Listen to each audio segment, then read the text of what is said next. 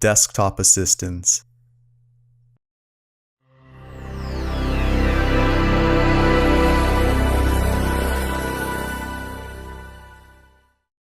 From forgotten virtual assistants to annoying animated characters, I'll be counting down 5 of the most useless virtual desktop assistants. Hello, good looking. I'd let you mash me anytime. These are some of the software agents and intelligent UIs that have failed to assist the user not only by providing unnecessary advice or assistance, but also by being either annoying or more problematic than helpful. IPAs or intelligent personal assistants such as Cortana and Siri won't be on this list since those provide significant help to the user. Lastly, application assistants will not be included on this list since those are not desktop assistants. Sorry Clippy. So with all that said, insert that floppy disk, start up AOL, sit back, relax, get comfy, and let's start this countdown. Electric Love Potato.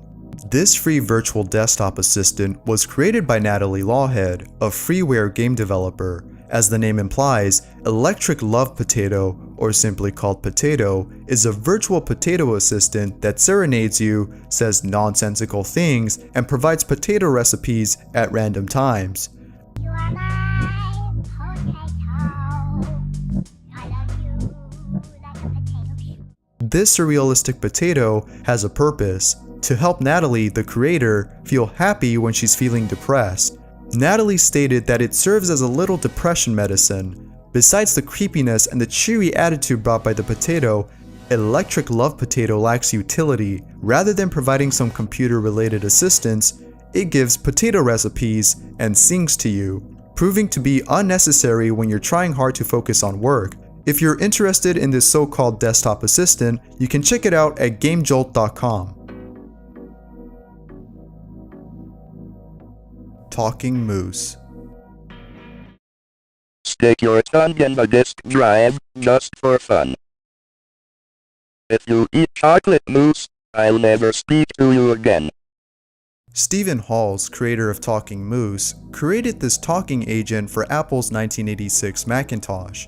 Rather than serving as a virtual assistant, Talking Moose is considered as an intelligent UI. Its purpose was to use Macintosh's text-to-speech engine in a novel manner. This bullwinkle-looking talking agent is programmed to say jokes and witty remarks at random times. Although its cartoonish qualities make it seem like it was easy to code, Talking Moose was a sophisticated program. It would access the computer's memory stacks, alter the sound card, and calculate the amount of time that has passed since the keyboard or mouse was last touched by the user. Simply put, Talking Moose was a virus without the destructive behavior that most viruses have. If having talking agents like this one help you to stay focused on your work, then it wouldn't be useless. However, unlike Talking Moose, most intelligent UIs or talking agents provide some form of computer assistance. Talking Moose would just give jokes and say random things, which can come off as annoying. Besides lacking utility, it served as a source of inspiration for other virtual agents like the notorious Clippy.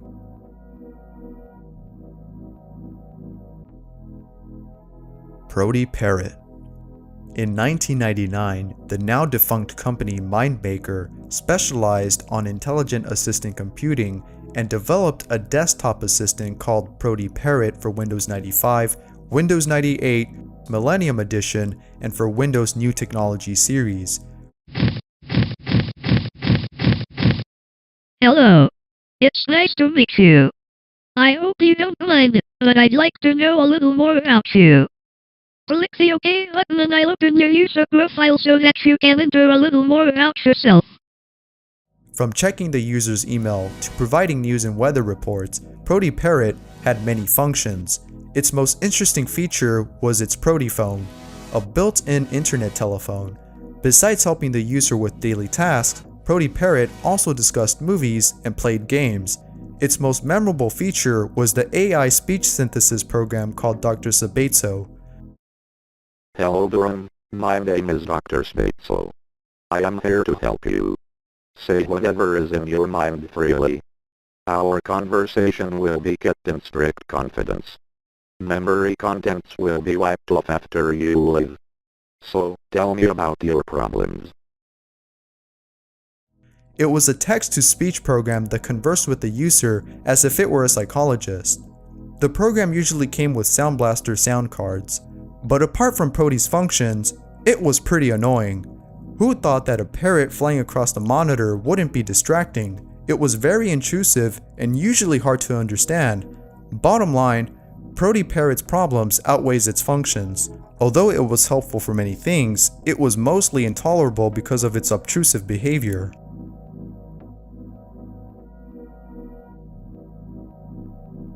Rover. Rover the search dog was Windows XP search assistant. It was an animated desktop assistant that would offer help with finding files.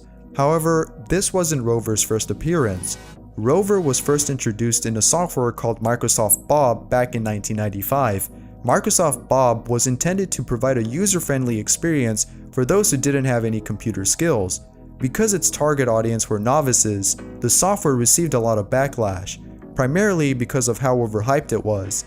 From mugs to hats, Microsoft Bob was promoted everywhere before its release.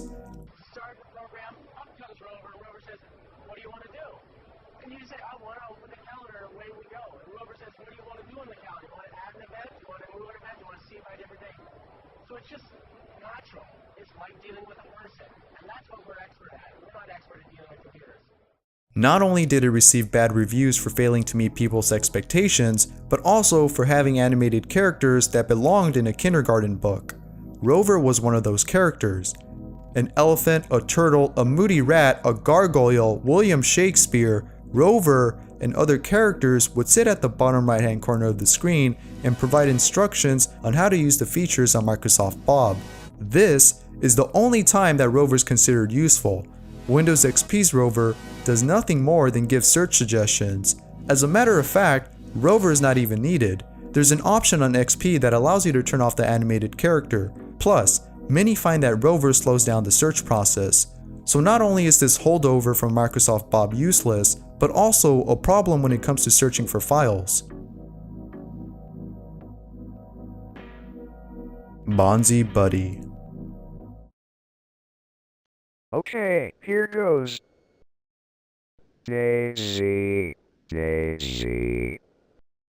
Give me your answer truth.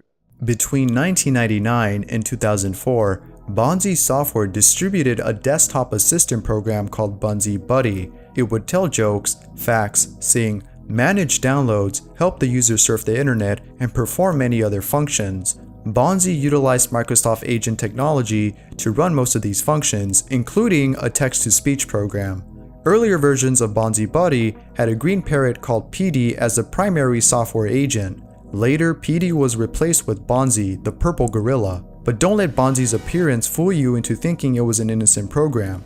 BonziBuddy received negative criticism for launching pop-up advertisements, constantly resetting the user's web browser to bonzi.com without permission, and collecting information from its users. This proved that BonziBuddy was both spyware and adware.